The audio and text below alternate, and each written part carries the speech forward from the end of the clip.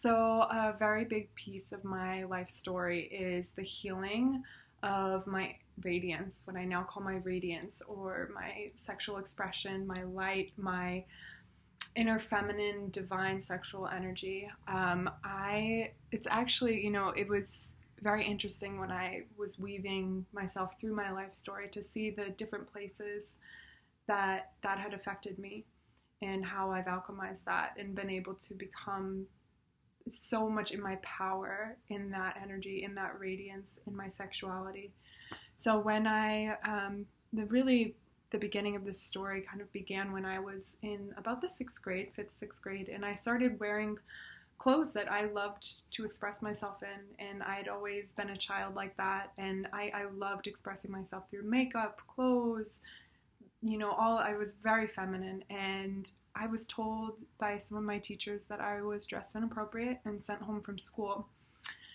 And although this part seems maybe like minor in comparison to some of the other parts of trauma, I believe that it was a big piece of me believing that how other people perceived my energy was more important than my expression of it.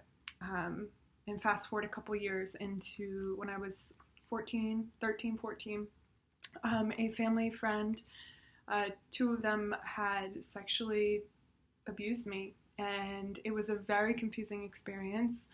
I did not understand for many years that it actually was sexual abuse. I had taken it on and truly believed that I had caused it, I had provoked it, I had asked for it. And in that experience, part of the trauma, I silenced my voice, and I learned and adopted this belief that my sexuality and my radiance was there to serve this other person and to serve and pleasure them, and that my sexual, doing anything sexual was very shameful. And I got called a slut and very hurtful words from people at school, and these beliefs about myself that I really adopted for so long.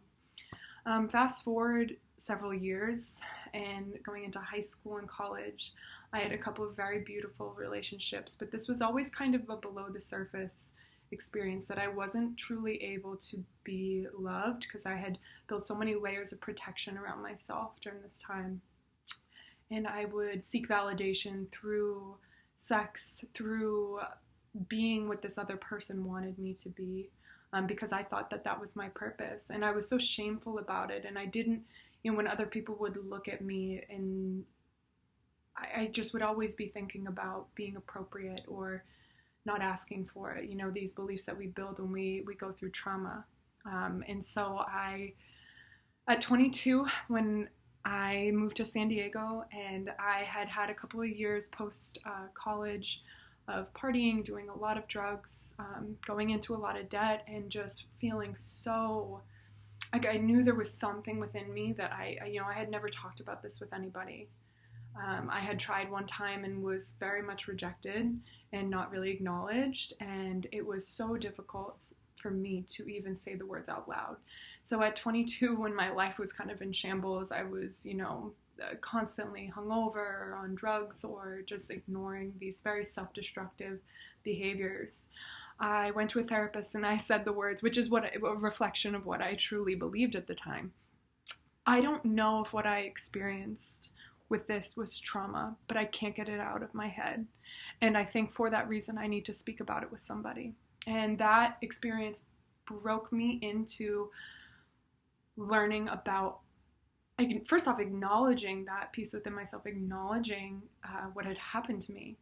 And then I had just dove into so many healing modalities. In that moment, I told my mother, which was one of my biggest fears. I thought up until that age, like 22, 23, I truly believed that my mom would not believe me.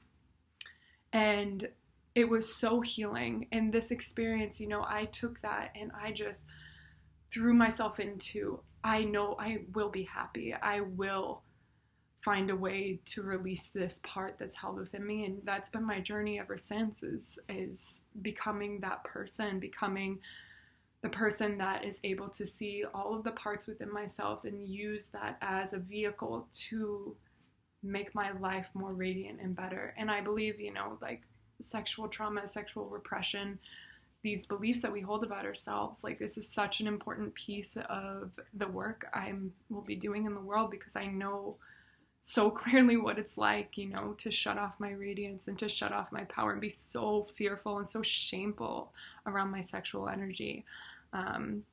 So thank you so much for listening. Thank you so much for holding space. So much love.